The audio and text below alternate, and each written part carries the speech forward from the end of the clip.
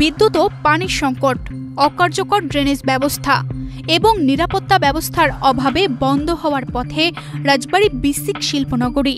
1964 সালে 77টি প্লট নিয়ে যাত্রা শুরু করা এই শিল্পনগরীর বেশিরভাগ প্রতিষ্ঠান এখন বন্ধ হয়ে পড়ে আছে।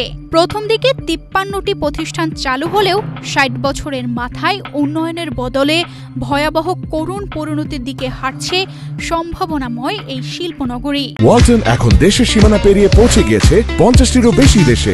ওয়ালটন, ঘরে ঘরে বিশ্বজুড়ে। অকার্যকর ড্রেনেজ ব্যবস্থার কারণে 12 মাসের 9 মাসই রাস্তায় পানি জমে থাকে। জলাবদ্ধতার সংকটের পাশাপাশি খাবার পানির অভাবেও ভুগছেন এই নগরীর মানুষ। রাস্তাঘাটে যে 12 মাসে তার 9 মাসই খারাপ থাকে, তারপরে যে সারে টারে না, পানি কাজি বাজিয়ে থাকে, গাড়ি ঘোড়া চলে। এখানে বৃষ্টি হলে পানি জমে থাকে এবং ড্রেন গুলো সব ব্লক হয়ে থাকে। ঠিক আছে, পানি এখান থেকে বেরোনোর কোনো জায়গা নাই, খুব খারাপ অবস্থা। এখানে পানি যখন না বেরোতে পারে, পানি ফুলে, তখন আমাদের ফ্যাক্টরির ভিতরে অনেক সময় দেখা গেল যে ঢোকে। পানি তো কম দুর্গন্ধ আসে, আয়রনের যে গন্ধটা আছে এটা আছে, এগুলো খাইতে একটু কষ্ট তো হয়, তারপরেও আমাকে খাইতে হয়, কিন্তু বিশুদ্ধ পানি না থাকলে কি করব। ঘন ঘন লোডশেডিং, নিরাপত্তাহীনতার পাশাপাশি চুরির ঘটনা প্রতিনিয়ত ঘটছে। এতে ক্ষতিগ্রস্ত উদ্যোক্তারা, বাড়ছে বেকারত্ব।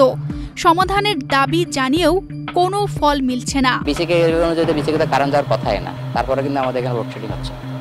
এই জায়গায় তার চুরি হয়, এই জায়গায় মোটর চুরি হয়, বুঝছেন?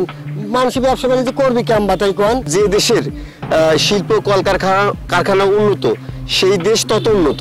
সো আমাদের এই রাজবাড়ী জেলাতে যে বিসিকটা অবস্থিত, এইটা অবশ্যই উন্নতি করা দরকার। সম্ভাবনাময় এই নগরীর কার্যকর ও সত্যিকার উন্নয়ন করতে চাইলে অবিলম্বে সরকারের উচ্চ পর্যায়ের হস্তক্ষেপ প্রয়োজন। সমস্যা সমাধানের জন্য সরকার এবং উদ্যোক্তাদের মধ্যে খোলামেলা সংলাপ, আলাপ আলোচনা প্রয়োজন। উভয় পক্ষের সফল সংলাপের মাধ্যমেই অচলাবস্থা কাটিয়ে ওঠা সম্ভব বলে মনে করছেন সচেতন মহল। আন্ডারহ্যান্ড আরো অনেক বড় বিষয় আছে। স্যাটিসফাই করতে পারবেন না, আপনি লাইসেন্স পাবেন না। পরিবেশ, তাদেরকে স্যাটিসফাই করতে পারবেন না, লাইসেন্স পাবেন না।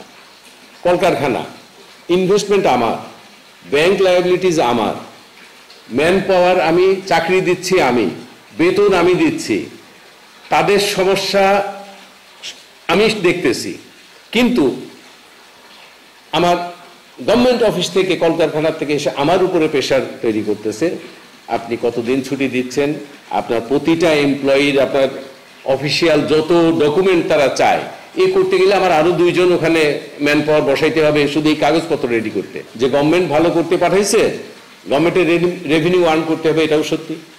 গভর্নমেন্ট চলতে গেলে তার ভ্যাট কালেক্ট করতে হবে, তার ইনকাম ট্যাক্স কালেকশন করতে হবে।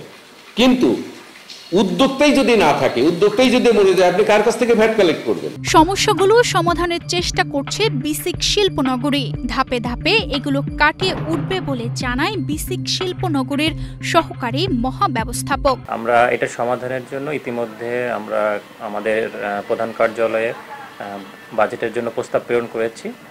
তো আশা করি আগামী অর্থ বছরে আমরা কিছু বরাদ্দ পাবো এবং সেটা পেলে আমাদের এই রাস্তাটা যে সমস্যা আছে সেটা আমরা সমাধান করতে পারবো। ব্যবসায়ীদের প্রত্যাশা, দ্রুত সরকারি উদ্যোগে বেহাল দশা কাটিয়ে ঘুরে দাঁড়াবে রাজবাড়ী বিসিক শিল্পনগরী।